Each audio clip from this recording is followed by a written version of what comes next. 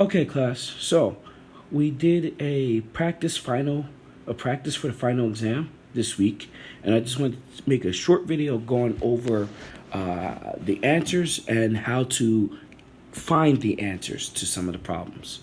So there were 5 stations. At each station, there was a paper or index card that had the question on it, and you had a certain time limit to answer the questions. So it's very similar to what you'll call a lab practical in future science classes. All right, so let's take a look at what we had. At table 1, you saw a crucible with a sample of copper 2 sulfate inside of it. And you saw a note card that said 7.691 times 10 to the 9th nanograms of copper 2 sulfate. How many formula units are present? You probably started to freak out. What do? Maybe you look like one of these pictures. But what am I supposed to do now? Angry LeBron James. But that's okay. I'm here to show you exactly how it works. So, let's take a look at what we call a stoichiometric roadmap. On this roadmap, there's 4 blocks, and we went over each of these in class. The first pair of blocks show molecules or formula units of A leading towards moles of A. In order to transfer between moles of A and molecules of A, or formula units of A, chemical A, to moles of A, we have to use Avogadro's number as a conversion factor. Avogadro's number is 6.022 times 10 to the 23rd particles of A over 1 mole of A. Okay? So these are the conversion factors that you'll use to switch in between moles and molecules. The next pair of blocks, the next path is grams to moles. In order to go from grams to moles, you need the molar mass, which is in units of grams per mole, which is found directly on the periodic table. Then from there, you can go to volume, which is either in milliliters or cubic centimeters of chemical species A. In order to go from grams to volume, you need something called density. Density is how much mass can fit in a unit of volume. In this case, we have 2 different units for density. We have grams per milliliter or grams per cubic centimeter. Grams per milliliter is for liquids. Grams per cubic centimeter is usually attributed to solids. So, when you look at your roadmap, you have to figure out where you're starting and where you're ending. For example, if you're starting with grams and you need to determine the amount of molecules, you need to go start with grams, multiply by the molar mass, which will put you in moles. Then, from moles, you multiply by Avogadro's number to get to molecules. So keep this handy as we're moving forward through this video, because we're going to reference it pretty frequently. So let's get started with table number 1's problem.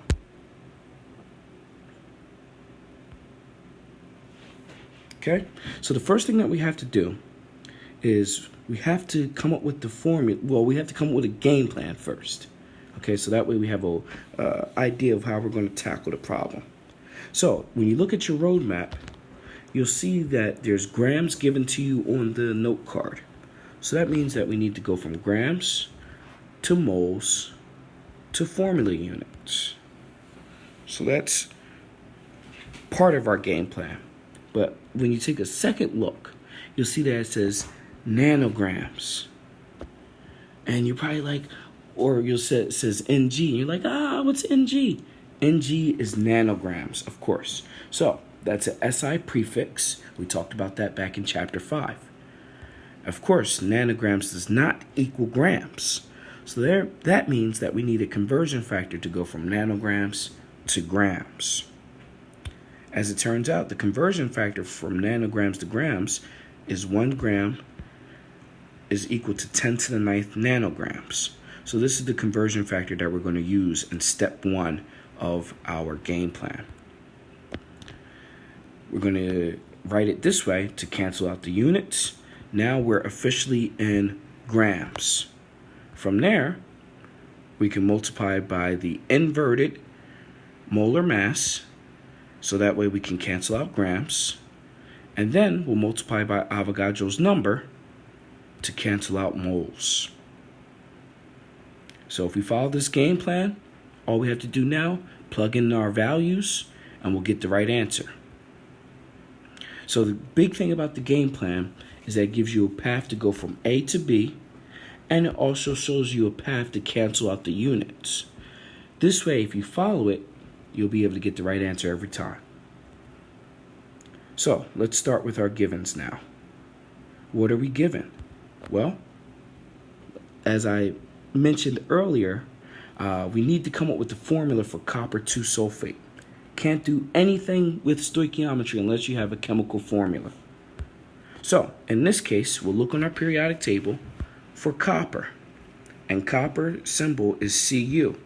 The Roman numeral 2 means the charge of copper in this case. So we have a copper 2 ion, and then we have to look for sulfate. You won't find sulfate on the periodic table, so you should look on your pink sheet for sulfate. So the symbol and charge for sulfate is SO4 with a 2 negative charge. Now we have to look to see if our charges are balanced. So balance means are they equal and opposite. Equal meaning the same coefficient, opposite meaning opposite charges. Well, sulfate is negative, copper is positive.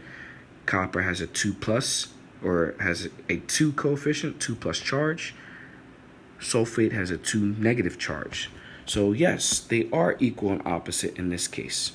So therefore, the formula is simply copper sulfate, CuSO4. Now we need to calculate our molar mass. Now that we have the formula, we could easily do this. So you're going to look on your periodic table for each of the elements present in your chemical formula. So the first one that we find is copper. The molar mass of copper is 63. Made a mistake. 63.546 grams. Sulfur is 32.06 grams. And oxygen is 16.0 grams.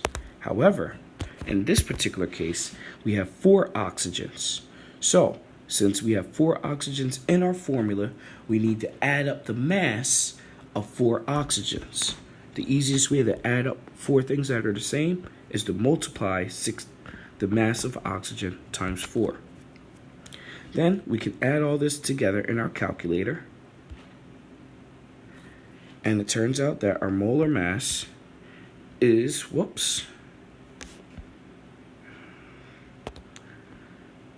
sorry about that. It turns out that our molar mass is 159.606 grams of copper 2 sulfate per mole of copper 2 sulfate. Made a little bit of a mistake earlier, had to correct it, and that's why I got all jumbled up. Okay, so the molar mass is part of our givens now. Now we can move on. The next thing that we're given is 7.691 times 10 to the 9th nanograms of copper 2 sulfate. And lastly, we're looking for the amount of formula units present in our sample. So that's everything that we need to get started with the problem. Now remember, formula units are the representative unit of ionic compounds. Okay, so that means that your final answer should have formula units as the unit. Okay, so let's start the work. In this case, and in all cases, we're going to start with the value in our givens that has 1 unit and 1 coefficient. So in this case, our 1 unit is nanograms, and our coefficient is 7.691 times 10 to the ninth. So we're going to start here. You cannot start with a conversion factor. We're going to multiply that by 1 gram of copper 2 sulfate over 10 to the ninth nanograms of copper 2 sulfate. Multiply that by the inverted molar mass, which of course is not 149. It is 159.606 grams of copper 2 sulfate. Then we're going to multiply that by Avogadro's number, and we're ready to type it into our calculator. But first, we have to cancel out the units. First unit that we can cancel out is nanograms.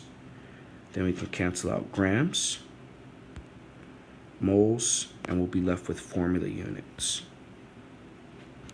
Okay, now before we type it in our calculator, it would be a good idea to remember the acronym that helps us know when to multiply and divide. And that's never munch on Dunkin' Donuts, which means numerators multiply, denominators divide.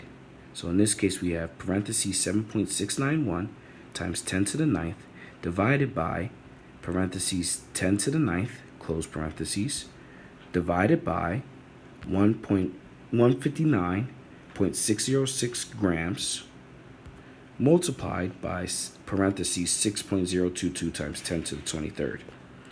When you type this in your calculator,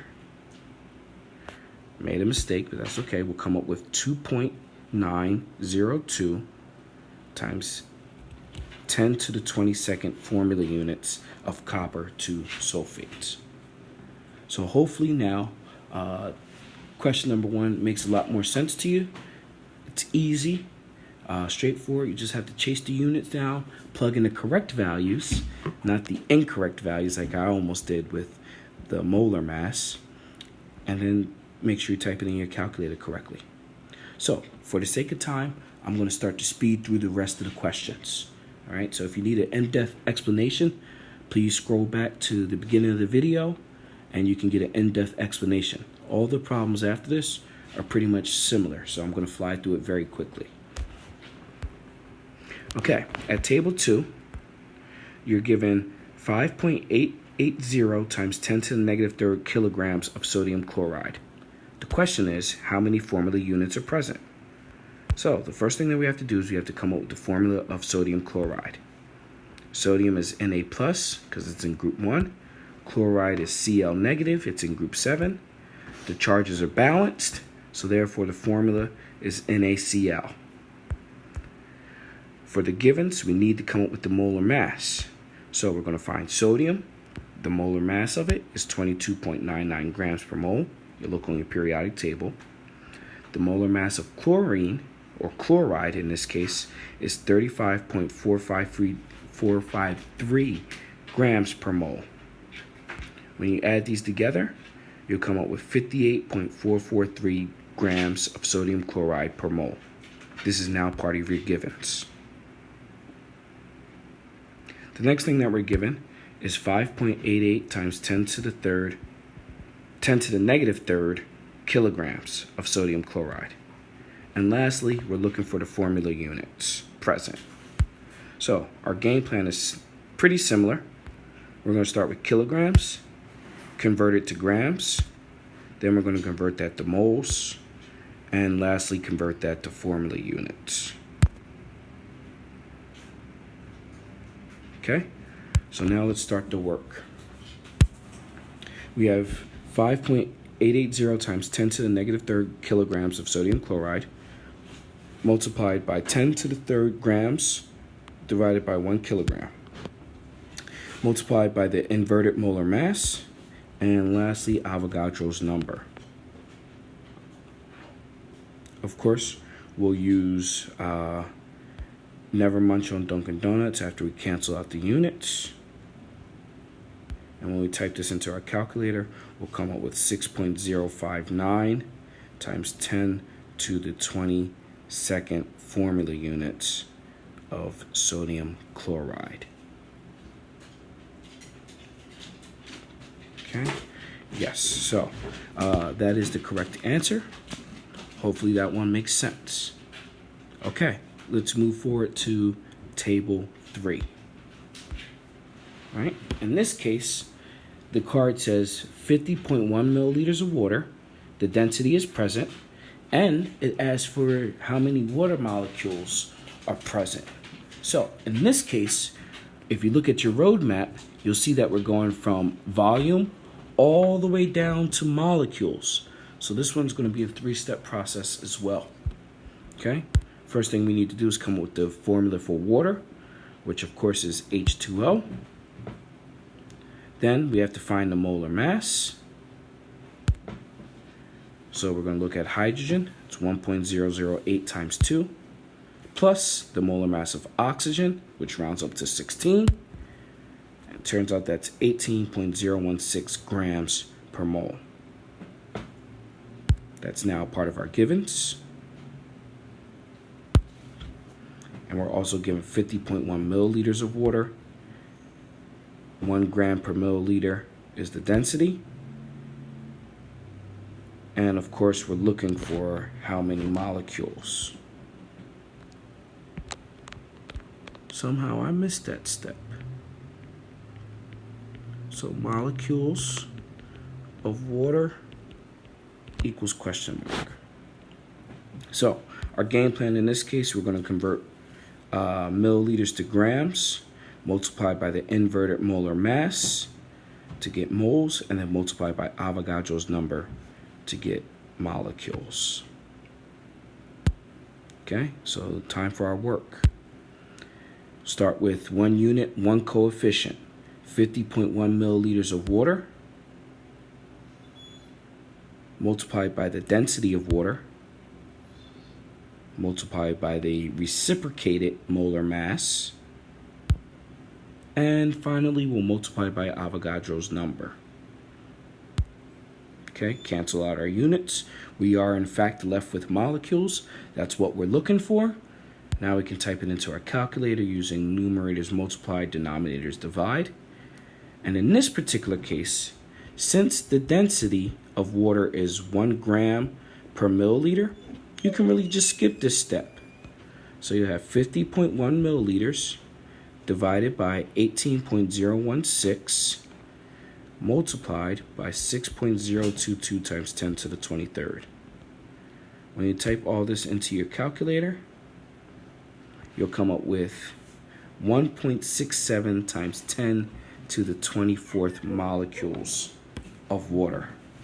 Again, feel free to, well, please check your math with a little estimation, okay? Because it's very easy to type something in incorrectly. You'll notice that I had a different answer here at first, but when I went back and did a little mental math check, I realized that the answer was wrong. So mentally, what I did was I made a big leap and I rounded this up to 60.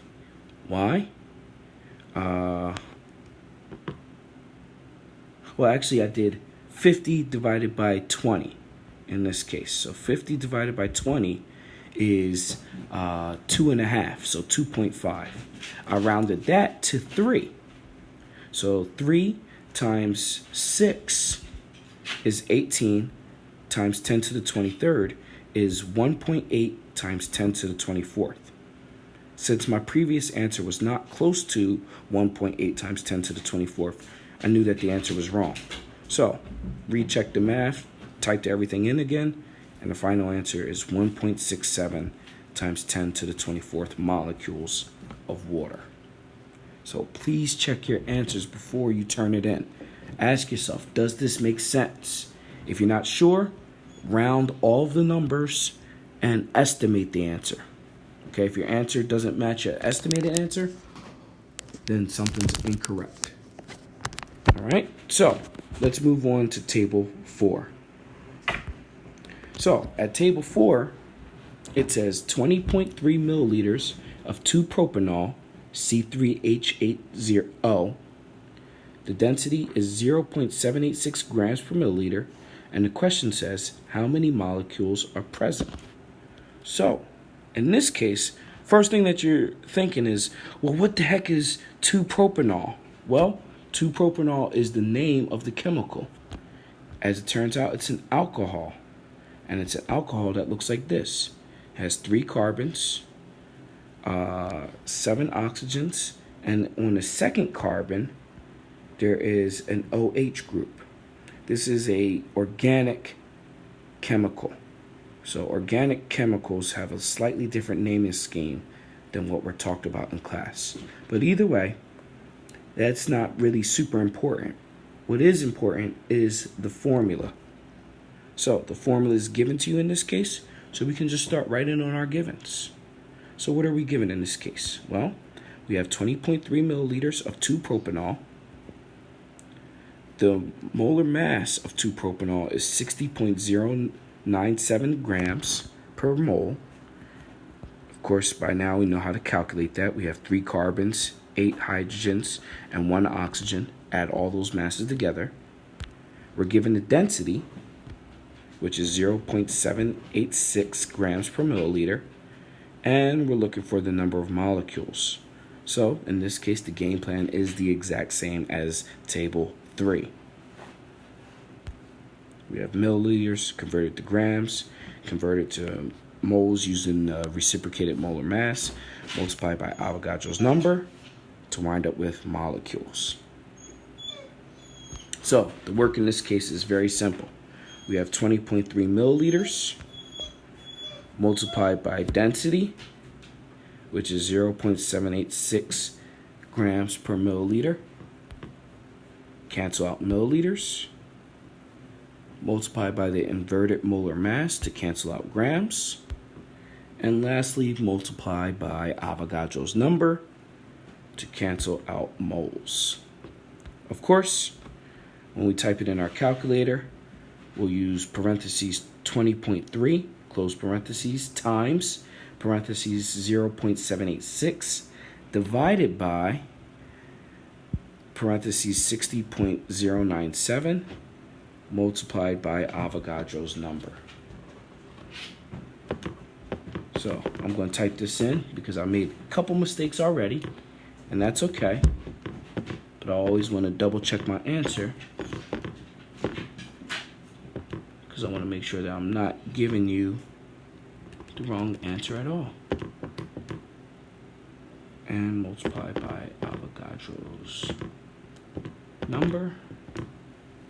Okay, so the final answer is, in fact, 1.60 times 10 to the 23rd molecules of 2-propanol. In this particular case, your calculator probably presents to you 1.598 times 10 to the 23rd. So you have to round it to match the number of sig figs that are present in your problem. Since we have 3 sig figs, we should have 3 significant figures in our answer. So we have 1.60 because 1.598 rounds up to 1.60. And that is the answer to table number 4. Now, let's move on to everyone's personal favorite, table number 5. At table number 5, there was an oral presentation. You were given these 4 chemicals: CaHSO42, C4H10, CuS, and Fe2CrO43. And the instructions were very simple. Name the following chemicals verbally. That's when everyone started to freak out. Oh my God, I have no idea what I'm doing. And it's just like, you do know what you're doing. Only thing, you're all experts at going from the name to the formula. You have plenty of practice at tables 1 through 4. Now you just need to go backwards the other way, from the formula to the name. So I'm going to go step by step to show you exactly how we did that. So in our first case, CaHSO42, we have an ionic compound that contains a polyatomic ion. So in this case, how do we name it? Well, we'll name the cation first, then the polyatomic ion. So in this case, our cation is Ca, which of course, when you look on your periodic table, Ca is calcium. Now, calcium's in group 2, which means it's not one of the special 8. So therefore, you don't have to name it with Roman numerals. You don't have to worry about the charge. Okay? So we have calcium. Then we have HSO4. We look on our pink sheet for that. And when we look on our pink sheet, we see that it's bisulfate. So the name of this compound is calcium bisulfate. Now, on your pink sheet, there's also a second name, and that's hydrogen sulfate. So a second acceptable answer is calcium hydrogen sulfate. That's how you name it, and that's how you verbally say it. Pretty simple. Now, the next step was C4H10. This is a binary covalent compound. In this case, binary means 2 elements, 2 names. So it has 2 nonmetals, and the way that you name it is you'll name the first element, and you'll use a prefix with the second element plus the ending of IDE. So in this case, whenever you have a binary covalent compound, which is metal or a nonmetal and a nonmetal, you're going to look on the back of your pink sheet for the prefixes. So each of those prefixes coordinate with how many of each element you have. In the case of the first element, you only want to use a prefix when there is more than one atom present. So if you're talking about the first element and the subscript is greater than, well, if there is a subscript, right? Because if we have just one, no subscript is needed. So if there's a subscript, you have to use a prefix. No subscript, no prefix. That's the easiest way to remember it. So subscript, first element, prefix. No subscript with the first element, no prefix. Okay, so in this case, we're going to look at the first subscript, which is 4. On the back of the pink sheet, 4 coordinates with tetra. Then, what does tetra modify? Well, it modifies C, which is, when you look on the periodic table, C is the element, the symbol for carbon. So the first name is tetracarbon. The second name, or the second element, has 10 atoms. So 10 coordinates with deca, and the 10 modifies hydrogen. So you would think that it would be tetracarbon decahydrogen. Wrong. That's not correct. Remember, we have to drop the ending to add IDE. So the O-gen leaves, and it becomes tetracarbon decahydride. Again, tetracarbon decahydride. Okay? So that's how you write the name of a binary covalent compound and how you pronounce it. Okay, so let's move on to CUS. Okay, so CUS is also a binary compound, but in this case, it's a binary ionic compound. This includes a metal and a non-metal. So metals are on the left side of the periodic table, underneath the bold staircase that separates metals from metalloids and non-metals. On the right side of the staircase, above the staircase, are the non-metals. So in this case, we have a metal and a non-metal.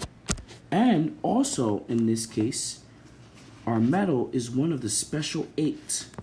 Now, I've said this several times throughout the video. Just as a reminder, the special 8 includes chromium, manganese, iron, cobalt, copper, mercury, tin, and lead. All of these elements are multivalent cations. which means they can form more than one cation, which means that we need to include the Roman numerals. So, to name it, we're going to have the cation and the Roman numerals of the charge in the parentheses. Then we're going to have the name of the anion, which of course comes right from the periodic table. And we're going to add IDE to the end. So binary compounds always include IDE. Now, again, I cannot stress this enough. The Roman numerals means the positive charge of the special 8 only. Too many people have the Roman numerals in different circumstances. There's only one circumstance that you need the Roman numerals, and that's when you're describing the positive charge of the special 8. That's the only thing it describes. It doesn't describe how many there are. It doesn't describe the negative charge. It doesn't describe the amount of anions. Nothing. Only the positive charge of the special 8. That's it. So please keep that in mind. That is so crucial. Okay, so let's name this thing. First thing that we have to look for on a periodic table, well, first we need to come up with the charge.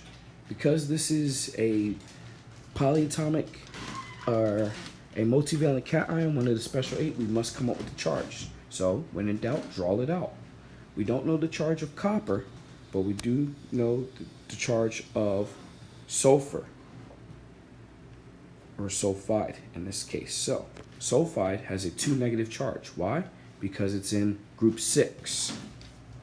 Therefore, the total negative charge present is 2 negative. We can't add anything more to it. That's all we have. So our positive charge has to be equal and opposite of that. It's going to be 2 positive. 2 positive charge divided over 1 atom gives copper a 2 positive charge. So now we name it accordingly. Cu is, of course, copper. The 2 plus charge means that it has a Roman numeral of 2. And the S is going to be sulfide, because we took sulfur and we dropped the UR and we added IDE. It becomes sulfide. So how do we say the name of this chemical? Well, pretty simple. Copper 2 sulfide. That's it. You don't have to say copper Roman numeral 2. That would be incorrect. It's not copper 2 sulfur. That's incorrect. It's copper 2 sulfide. Again, copper 2 sulfide. Okay? So, last one, and then we'll end this video. Okay, so now let's look at Fe2CrO43. This is another ionic compound with a polyatomic ion. We know this because it has more than 2 elements. 1, 2, 3. In this case, at 1, 2, 3, 4. So if it has more than 2, it's not binary. So you have to name it accordingly. So in this case, it's an ionic compound with a polyatomic ion, and with an added bonus, has one of the special 8, which is iron. Okay, so when in doubt, you should draw it out. So in this case, we have 2 irons. We don't know the charge of it, but we do know the charge of CrO4, which comes from your pink sheet, and that's a 2 negative charge. So what's our total negative charge in this compound?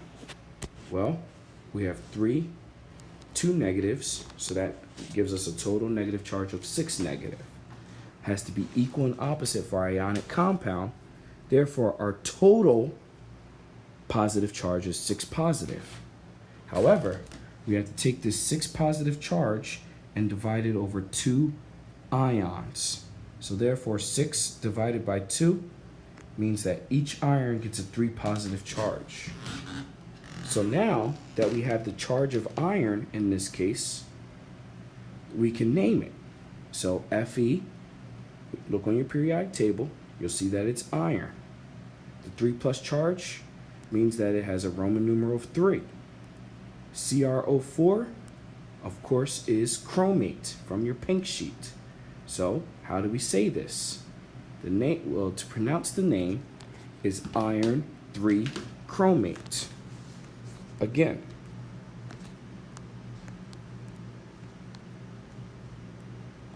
iron 3 chromate. Iron 3 chromate. Okay, so that's it for this video. Hopefully it's helpful. If you like it, please click like. If you don't like it, you can give me a thumbs down. I really don't care. I just hope that it helps you study for your final. So like, comment, share, subscribe, all of that. Have a good night.